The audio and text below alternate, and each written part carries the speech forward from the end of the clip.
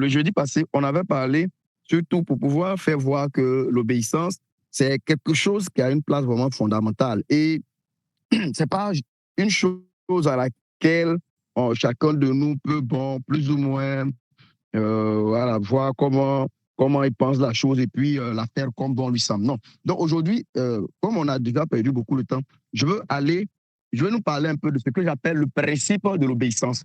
Voilà, l'obéissance dont on a parlé, ce on a vu ensemble, on a vu que ça, c'est quelque chose qui a une place vraiment importante, etc. Mais c'est quoi son principe? Comment la chose fonctionne? Comment nous devons la comprendre? Quelle est l'intelligence que nous devons avoir de la chose pour pouvoir aussi la mieux pratiquer devant Dieu. Donc, je dis comme ça, hein, à quoi subordonnerions-nous? Ça veut dire que à quoi nous devons lier? Voilà, nous devons lier l'obéissance au Seigneur à quoi? Par exemple, dans quelles conditions obéir au Seigneur? Est-ce qu'il y a des conditions dans lesquelles nous devons être pour obéir au Seigneur? Ou quelles sont les dispositions dans lesquelles nous devons être pour obéir au Seigneur? Et je dis que la première des choses que je veux nous partager, voilà, pour aller vite, c'est que l'obéissance au Seigneur n'est subordonnée à rien, ni à personne d'autre. Ça veut dire qu'obéir au Seigneur, là, on ne doit pas soumettre cela à quelque chose d'autre, ou bien soumettre ça à quelqu'un d'autre. Obéir au Seigneur n'est subordonné à rien, ni à personne d'autre. Voilà. L'obéissance au Seigneur n'est conditionnée par rien, ni par personne. L'obéissance au Seigneur n'est conditionnée par rien. Elle n'est conditionnée par personne. L'obéissance au Seigneur est liée juste au commandement du Seigneur, pour ne pas dire l'obéissance au Seigneur est liée juste au Seigneur lui-même. Ça veut dire quoi? Obéir au Seigneur, là, c'est une chose qui n'est conditionnée par rien. Elle n'est conditionnée par personne. Elle n'est conditionnée par rien d'autre que par le Seigneur lui-même. Voilà, aussi simple que ça. Par exemple, dans le Lévitique chapitre 18, verset 6, je peux vous lire rapidement, il est écrit là-bas, « Nul homme ne s'approchera de sa proche parente pour découvrir sa nudité. Moi, je suis l'Éternel. » Voilà. Donc, dans ce texte-là, Dieu dit, nul homme ne s'approchera de sa proche parente pour découvrir sa nudité. Moi, je suis l'Éternel. Donc, on voit que dans ce texte-là, la raison, on va dire, la raison pour laquelle personne ne doit s'approcher de sa proche parente pour découvrir sa nudité, c'est que je suis l'Éternel. Voici la raison.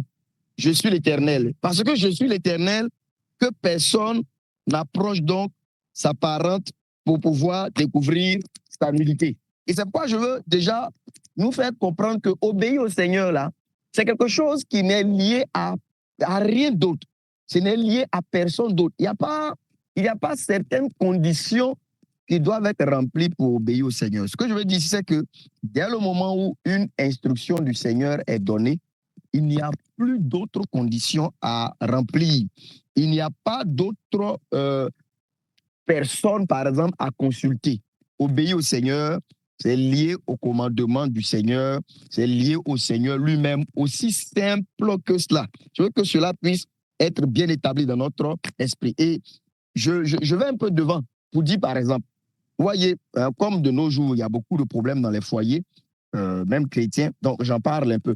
Mais l'un des gros problèmes, je pense qu'un jour, Eric, dans une de tes vidéos que tu en parlais sur la question de la soumission, où tu disais que voilà, l'homme va dire pour que si ma femme veut que je l'aime, qu'elle me soit soumise. Voilà. Et la femme aussi, elle va dire que moi, si mon mari m'aime, voilà, si mon mari veut que je l'aime, enfin que je lui sois soumise, qu'il m'aime, etc. Et tu as dit que finalement, qui va commencer? Personne ne fera rien. Parce que c'est justement parce que c'est la mauvaise compréhension même que même les chrétiens, et quand je parle là, je parle de nous qui sommes connectés ici, je ne parle pas de ceux qui ne sont pas là. La mauvaise compréhension que nous avons de l'obéissance que nous devons au Seigneur là, c'est ça aussi qui réjaillit dans nos différentes, je dis que les différents aspects de notre vie et notamment dans nos foyers. C'est que dans le foyer, l'homme ne comprend pas que toutes les instructions de Dieu le concernant là ne sont subordonnées à rien de ce qui concerne sa femme. Il n'y a pas de parenthèse dans les instructions du Seigneur. Il n'y a pas de parenthèse. Voilà. Et la femme aussi, les sœurs qui sont connectées là, certaines sont mariées, mais elles ne comprennent pas que les instructions de Dieu les concernant là, il n'y a pas de parenthèse dedans. Ça veut dire que quand Dieu dit, femmes, soyez soumises à vos propres maris en toutes choses, comme au Seigneur, c'est fini. Il n'y a pas de parenthèse. Il n'y a pas, s'il est quelqu'un de doux, ou bien s'il est bien, il n'y a pas de parenthèse dedans. Il n'y a pas de condition.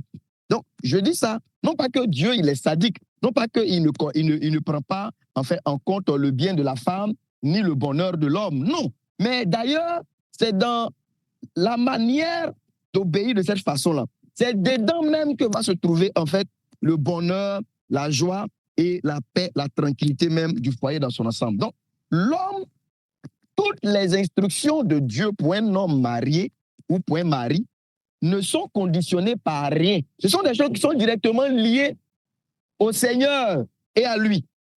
Et quand un homme comprend ici, il comprend que, je dis souvent, que même si ton mari est Nabal, toi, tu dois être Abigail. Ce n'est pas parce que ton mari est Nabal que toi, tu vas devenir Jézabel. Et je dis ça pour faire comprendre que l'obéissance, là, n'est liée à personne. L'obéissance n'est liée à rien.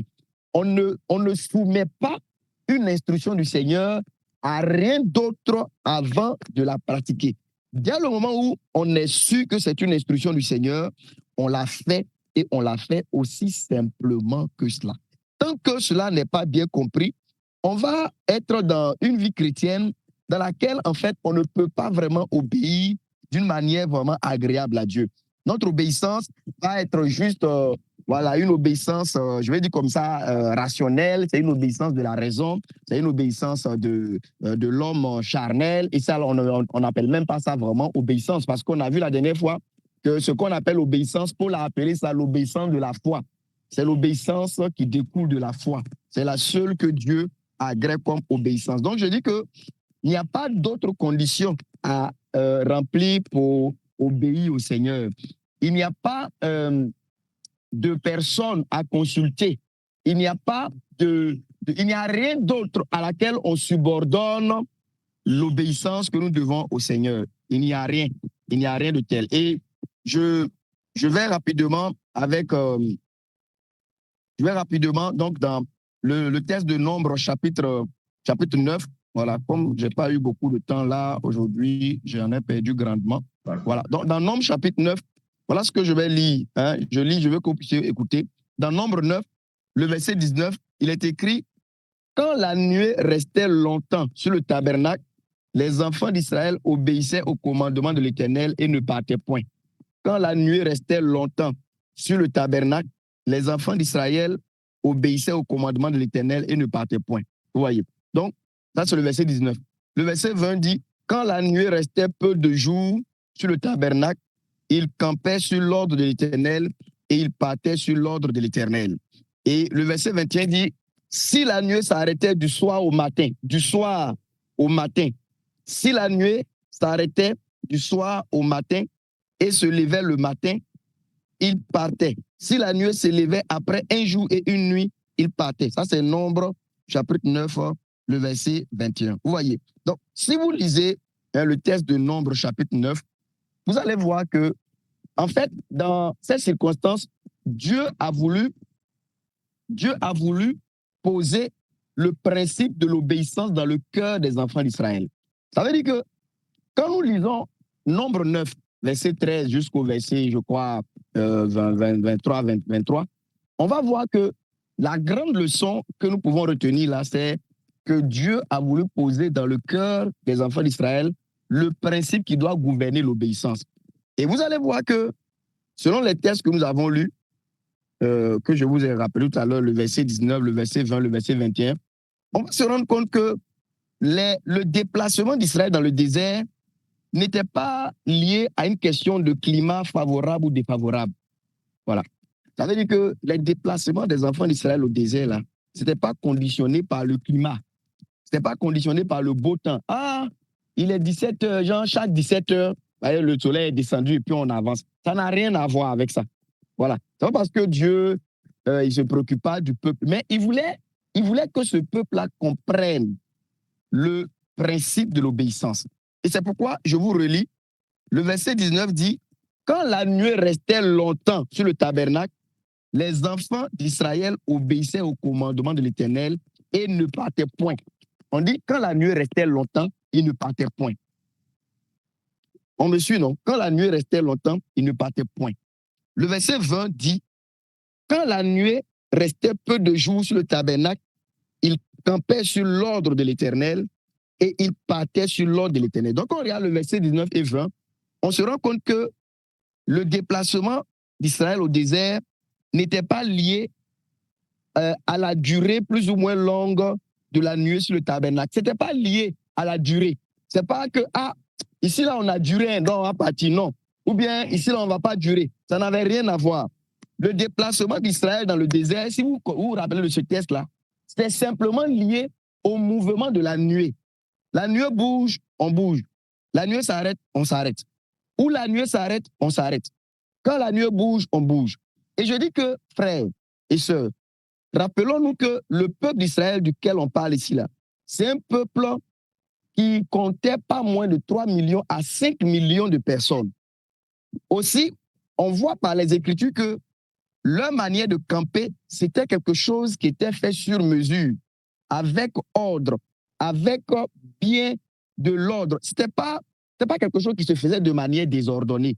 Mais en même temps, on peut lire dans Nombre 9 que la nuée, on dit que si la nuée, voilà, le verset 21 dit, si la nuée s'arrêtait du soir au matin et s'élevait le matin, ils partaient. Ça veut dire que s'ils arrivaient dans un endroit aujourd'hui comme ça, jeudi soir là, et puis la nuée s'arrête au sud d'Imbokro, ils déployaient le tabernacle, ils déployaient les tentes, ils se rangeaient selon l'ordre de campement, ils établissaient tout ça. Et puis quand ils ont fini ça net, on dit, le matin, la nuée s'élève de Dimbokro, on décampe, on enlève, on range tout et on suit la nuée.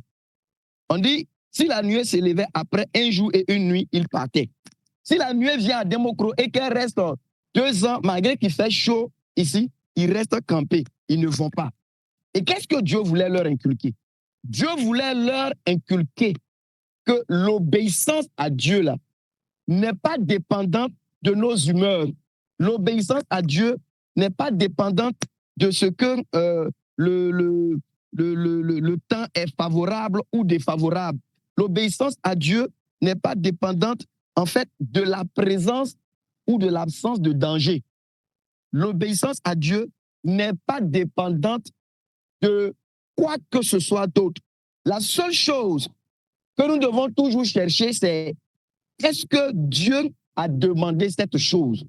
Si Dieu l'a demandé, alors nous devons la faire. Aussi simple que ça. C'est ce qu'on peut voir ressortir du texte de Nombre 9. Ça veut dire, si Dieu, il laisse la nuée un jour, et puis le lendemain, il bouge, il veut que ce peuple-là comprenne que leur déplacement-là ne dépend en rien ni d'eux, ni de leur humeur, ni du climat, ni de quoi que ce soit d'autre, mais ça dépend du mouvement de la nuée simplement. On dit qu'au commandement de l'Éternel, ils campaient, au commandement de l'Éternel, ils décampaient. Ils obéissaient à l'ordre de l'Éternel qui leur était donné par Moïse. Et aujourd'hui, frère,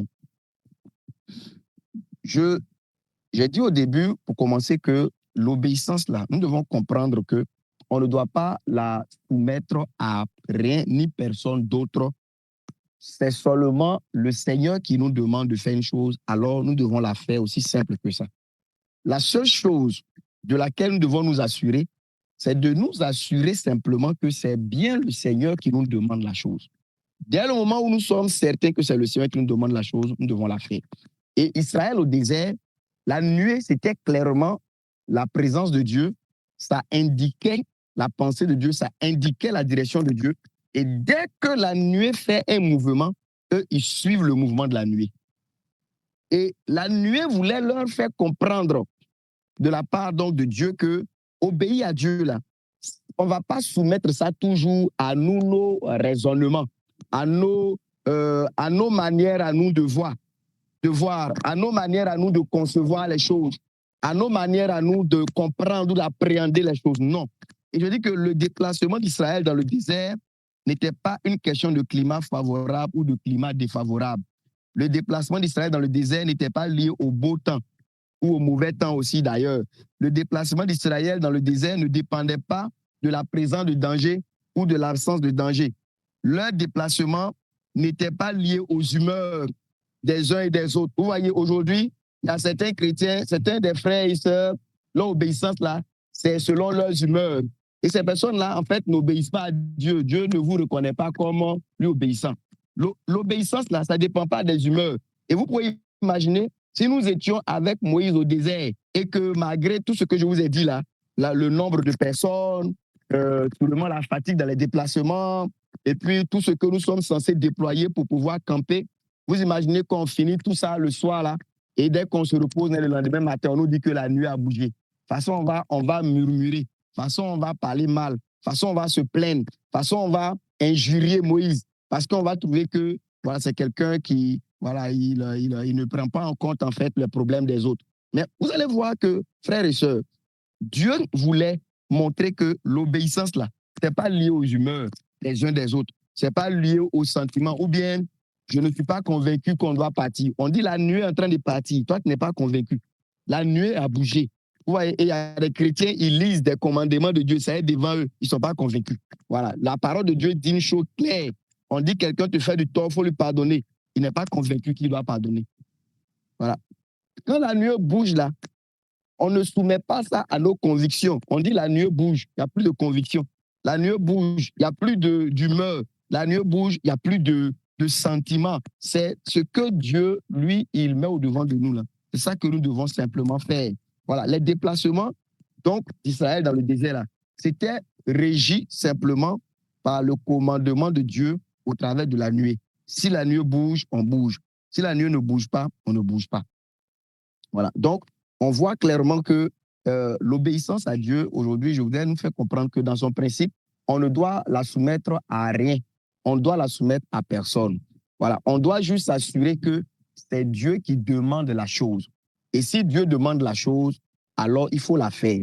Et je vous ai dit au début, avec le texte de Lévitique 18, là, que Dieu ne va pas toujours nous donner même des explications. Voilà. Dans ce texte de Lévitique 18, je n'ai pas le temps de revenir beaucoup là-dessus. Mais je veux que nous puissions savoir que Dieu ne va pas toujours nous donner des explications. Et je ne vais pas appeler comme ça des explications rationnelles. Par exemple, si on dit que tu ne rouleras pas à plus de peut-être 100 km/h, parce que si tu roules au-delà de 100 km/h, tu peux faire un accident et mourir. Vous voyez, cette explication-là, pour nous les hommes, ça nous paraît logique. Et on peut trouver que, oui, c'est qu'il ne faut pas rouler au-delà de 100 km/h parce qu'on nous a expliqué qu'au-delà de 100 km/h, on peut mourir. Mais le gouvernement de la Côte d'Ivoire aurait pu nous donner comme instruction que personne ne roule au-delà de 100 km/h et puis on met en bas le gouvernement de Côte d'Ivoire. C'est ce que Dieu dit là. Voilà. Ça veut dire qu'il dit que personne s'approche parente pour découvrir sa nudité et puis met en bas, je suis l'Éternel. Et quand tu sais qui a dit cela, ça devrait être suffisant. Il n'a pas besoin de t'expliquer les dangers ou bien ce qui risque de t'arriver ou bien ce que tu risques de perdre. Non. Il n'a pas toujours besoin de ça.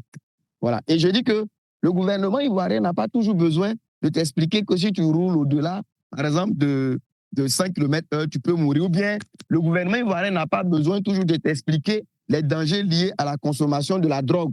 On peut mettre que personne ne consomme de la drogue et puis on met en bas le gouvernement de Côte d'Ivoire. Quand tu sais qui a dit cela, ça devrait être suffisant pour pouvoir t'éloigner en fait de la consommation de la drogue. Et Dieu, c'est ce qu'il veut aussi nous faire voir dans ce texte de Lévitique 18 avec lequel on a commencé, c'est qu'il dit, n'approche pas l'approche parente pour pouvoir découvrir sa nudité. Et il demande pourquoi, il dit parce que c'est éternel. Ça devrait être suffisant. C'est pourquoi je dis que l'obéissance là, c'est lié à Dieu lui-même. Ce n'est pas toujours une affaire rationnelle. Ce n'est pas toujours quelque chose que nous devons, je vais dire comme ça, examiner avec la raison. Faire rentrer dans la machine de la raison. Cuisiner cela dans cette machine jusqu'à ce que, si on pense que c'est raisonnable, on fait. Si ce n'est pas raisonnable, on ne fait pas. Voyez, l'obéissance de la raison, là, ce n'est pas de l'obéissance. Et ça, beaucoup d'enfants de Dieu, ils sont liés par cette manière, en fait, de marcher avec le Seigneur, qui est rien d'autre qu'une marche raisonnable ou bien une marche rationnelle. Ça veut dire que pour nous, avec le Seigneur, tout ce que nous sommes censés faire doit être quelque chose que notre raison peut comprendre.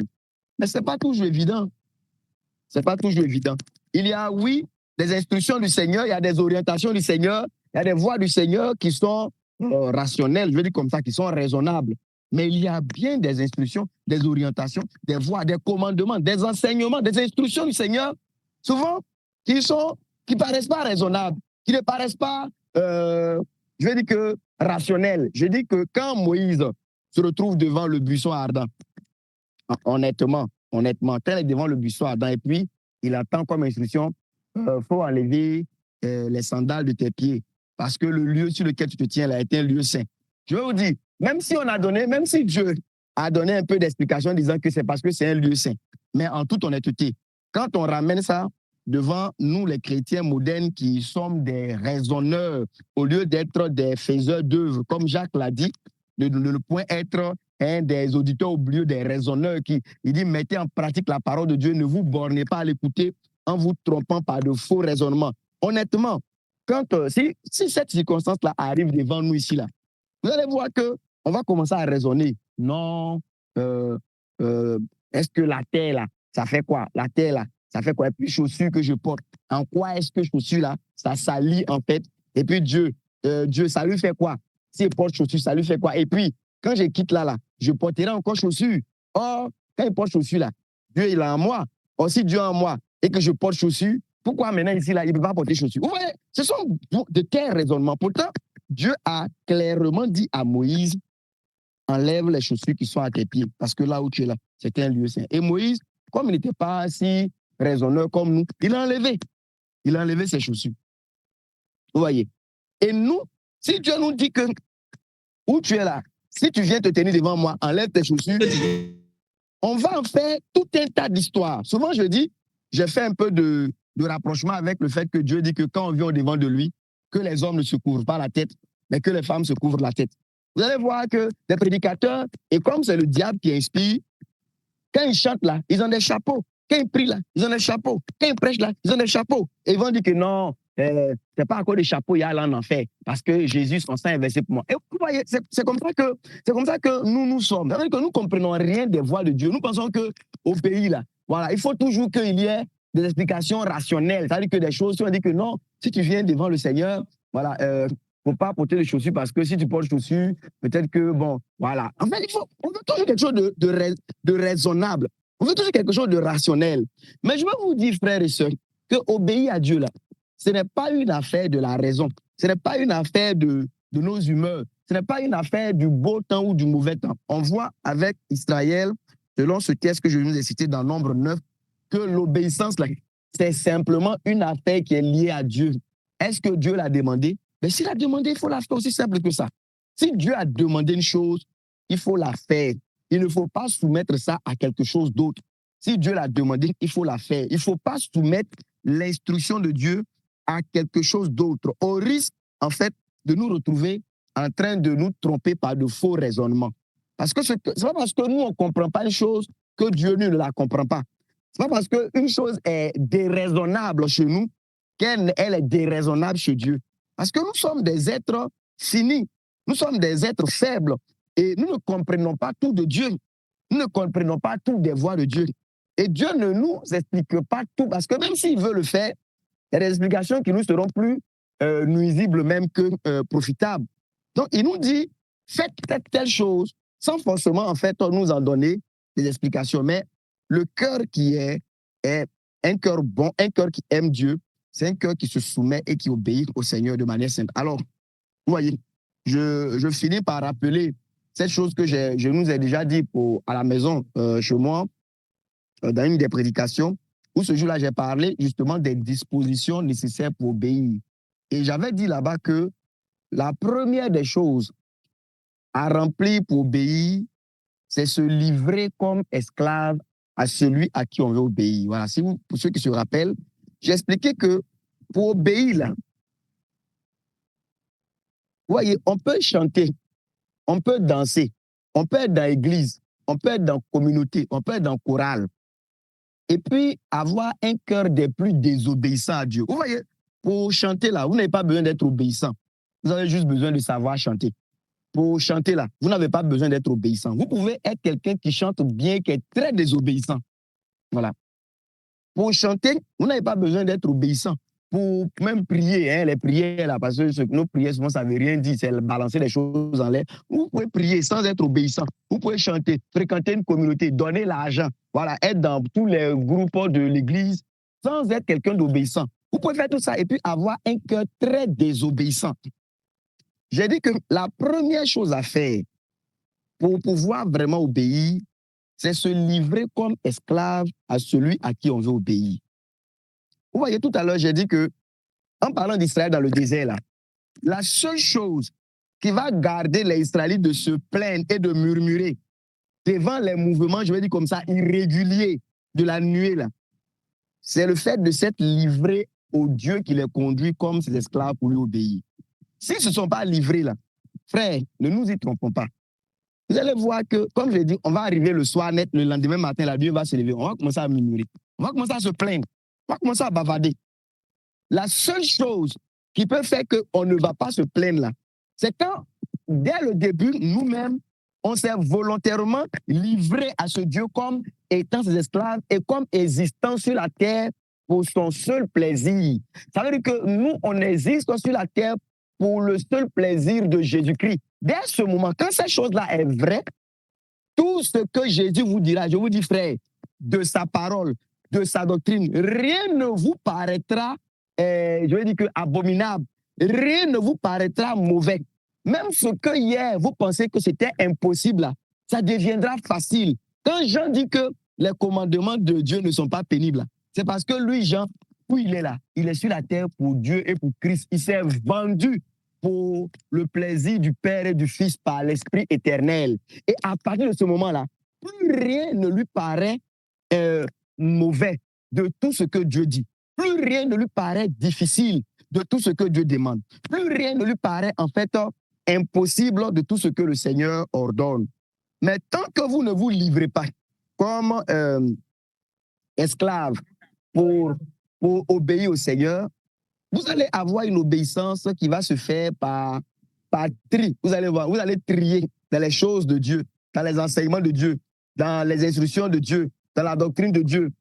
Voilà, vous allez trier dans les orientations de Dieu. Il y a certaines choses, par exemple, que vous allez prendre, d'autres que vous allez rejeter, parce que simplement, vous vivez encore pour vous-même. Vous voyez, il y a des frères qui sont encore liés par qu'est-ce que les autres diront de moi s'ils me voient faire ça. Et par exemple, quand tu es lié par ça, tu ne peux pas vraiment obéir à Dieu. Voilà. Il y a des gens, ils sont liés par ça. C'est-à-dire qu'ils ne sont pas livrés comme un esclave à Christ.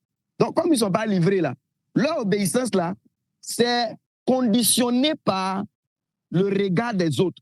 Leur obéissance là, c'est conditionné par le regard des autres. Voilà. Ils peuvent entendre Jésus prêcher comme Jean chapitre 12 nous en rend le témoignage. Et puis, ils savent que ce que Jésus prêche là, c'est la vérité. Mais en même temps, il s'est dit que mais si je confesse que qu'il est le Messie, qu'est-ce qu'on va dire au niveau donc de la synagogue?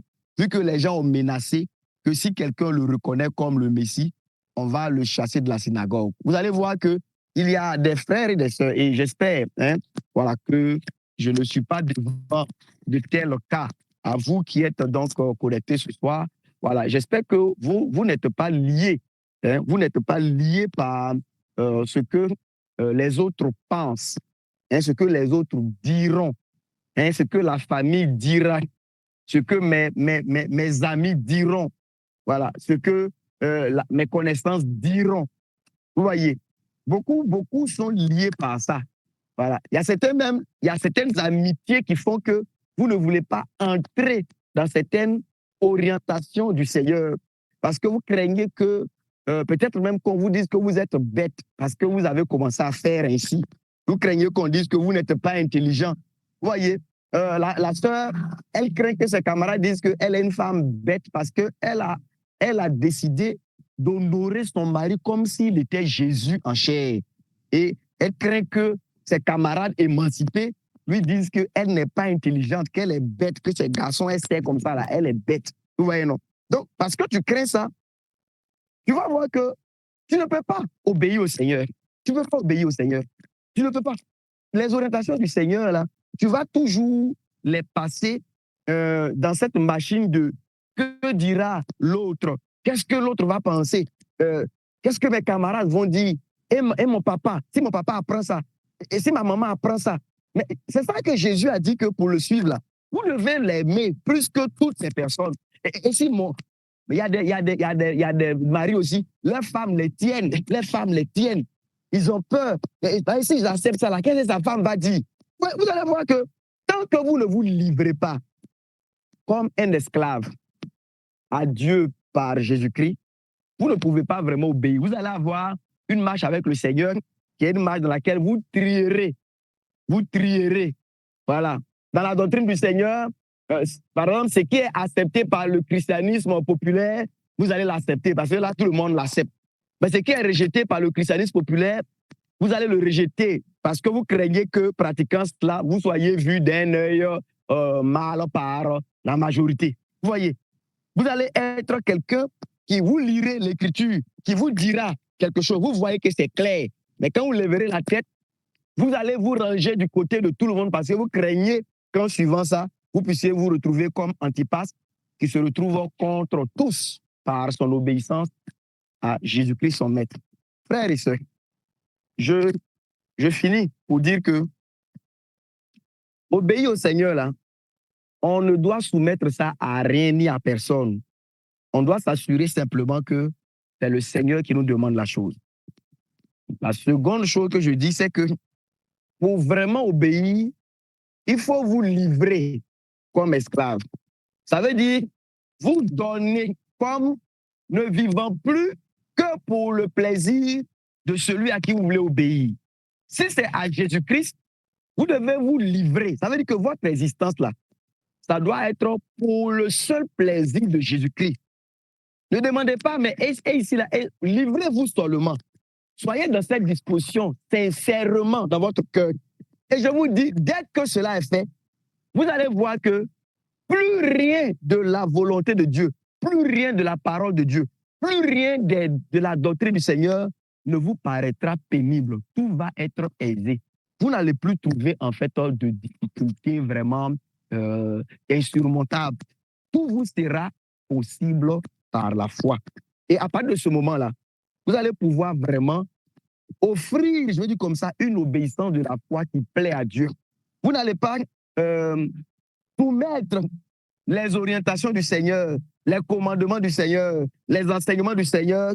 Vous n'allez pas soumettre ça à ce que vos parents penseront, vos amis penseront, vos camarades penseront, à ce que votre mari pensera, à ce que votre femme pensera, à ce que le grand groupe pensera, à ce que les autres penseront. Non, vous ne pouvez pas obéir comme ça.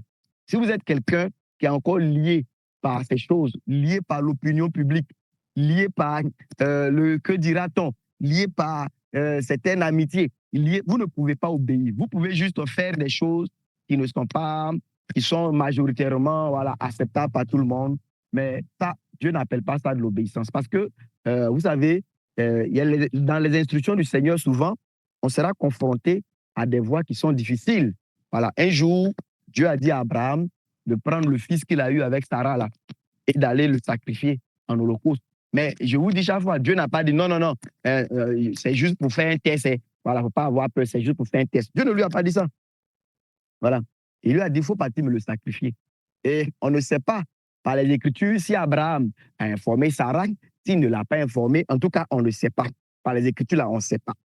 Mais comme Abraham, il savait que c'est Dieu qui lui avait demandé ça, il a vu le mouvement de la nuée. La nuée indiquait Morija, la montagne de Dieu. Abraham est parti. Et Jésus, quand il a prié avec ferveur à Gethsémani et que la nuée lui indiquait le chemin de la croix, le calvaire, le Golgotha, Jésus est parti. C'est pour dire que souvent, les orientations du Seigneur, là, ça ne va pas toujours être la commodité. Hein. Ce n'est pas toujours plaisant. Les voies du Seigneur, ce n'est pas toujours ce que tout le monde approuve. Il y a des fois même, il y aura des gens comme Pierre qui vont dire que non, Dieu ne peut jamais demander ça. Il dit que Pierre dit à Jésus, non, attends, à Dieu le plaise, Dieu peut pas, hein, ça ne peut pas arriver, tu ne peux pas mourir. Il y a des voies du Seigneur, souvent, même tes proches, ceux qui t'aiment, ils vont dire non, ça là, Dieu ne peut pas. On peut servir Dieu sans faire comme ça, vous aussi, vous exagérez. Ça c'est pas Dieu qui demande ça. Voilà. Mais qu'est-ce que tu feras? Alors, hein, je ne vais pas aller plus loin que ça. Je voudrais aujourd'hui nous présenter le fait que l'obéissance dont nous avons parlé le jeudi passé et que nous avons vu ensemble comme étant quelque chose de fondamental dans les voies du Seigneur, je voudrais aujourd'hui nous faire voir qu'il ne faut la soumettre à rien. Elle est liée à Dieu seul. C'est aussi simple que ça. Ça veut dire que quand Dieu demande une chose, on la fait et on la fait aussi simple que ça. On ne la soumet à personne d'autre, on ne la soumet à aucune autre condition. Il n'y a aucune autre condition. Voilà. Maintenant, la seule chose, c'est, comme je dis, s'assurer que c'est vraiment le Seigneur qui nous demande ça. Et dès que c'est le Seigneur, ben, il faut la faire aussi simple que ça. Voilà. Maintenant, la deuxième chose, je nous ai montré que pour vraiment pouvoir obéir ainsi, et ne pas tomber dans les murmures, les contestations, les raisonnements, et puis quoi que ce soit d'autre, il faut se livrer toi-même. Il faut te livrer comme un esclave à Dieu par Jésus-Christ. Il faut se livrer à Dieu comme un esclave. C'est le fait de pouvoir volontairement te donner comme existence sur la terre que pour le seul plaisir de Dieu et le seul plaisir de Christ. Ça veut dire que toi, là, tu es sur la terre. Quand tu te réveilles chaque fois, ton travail, c'est de chercher comment Dieu et Jésus, aujourd'hui, là, vont être contents, vont être réjouis par tout ce que tu seras, par tout ce que tu feras, par tout ce que tu entreprendras. Voilà, comme les serviteurs de Pharaon, les princes de Pharaon, qui vivent que pour le plaisir de Pharaon. Ils sont là que pour chercher à honorer Pharaon, à lui plaire, à le réjouir, à lui apporter voilà, tout ce qui peut toujours voilà, provoquer un certain plaisir, une réjouissance chez Pharaon. C'est ça le sens de leur existence. Et dès que tu te mets dans une telle disposition, alors l'obéissance pourra vraiment se faire de manière plus aisée et plus profonde. Donc voilà, que donc le Seigneur daigne bénir, voilà, ces quelques paroles là pour chacun de vous, voilà, et qu'on puisse retenir ces quelques pensées selon laquelle il ne faut soumettre l'obéissance à rien, ni à personne. Ce que tu as comme instruction du Seigneur, il faut la faire, même si celui qui est en face de toi, lui, il fait le contraire. Tu es responsable. Voilà, Paul, il a parlé un peu durement dans, à un de ses procès. On lui a rappelé que c'était le souverain sacrificateur. Il n'a pas dit quitter là-bas. Voilà, c'est quelqu'un qui marche mal. Voilà, Paul a dit excusez-moi, parce qu'il est écrit que tu ne me diras point du prince de ton peuple. Comme il est le prince du peuple, donc je ne dois pas dire même de telles paroles vis-à-vis de lui. Je ne le savais pas. Il s'est excusé. C'est pour dire que dès que Dieu a dit une chose là, il faut la faire. Même si le prince là, c'est un mauvais prince, qu'est-ce que Dieu a dit par rapport à lui? C'est ce que toi tu dois faire. Si le mari, il ne t'aime pas, qu'est-ce que Dieu a dit par rapport à lui? Toi, la femme, tu as dit de l'honorer, de te soumettre à lui en toute chose comme au Seigneur.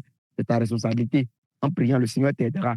Si la femme, elle est rebelle, elle n'est pas soumise, qu'est-ce que Dieu t'a dit, toi, le mari? Il a dit de pouvoir te donner, de lui manifester un amour sanctificateur. Voilà, comme le Christ qui nous a manifesté un amour qui sanctifie. Voilà, ce n'est pas un amour méritoire ou quand elle est soumise, je l'aime maintenant. Non, on dit que vous l'aimez même et travailler dans cet amour-là à la conduire donc dans ce chemin d'irréprochabilité. C'est ce que Christ fait vis-à-vis de l'Église.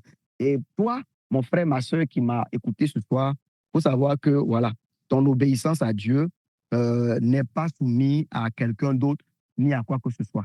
Si Dieu t'a demandé une chose, il faut la faire. Voilà, aussi simple que ça. C'est devant lui, c'est vers lui que tu es donc lié. Donc, que le Seigneur bénisse chacun de nous. Voilà, et puis excusez encore pour le désagrément d'aujourd'hui. Ça n'a pas été très aisé avec cette question de réseau-là.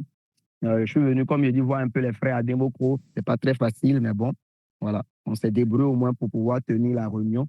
Donc, que le Seigneur vous bénisse.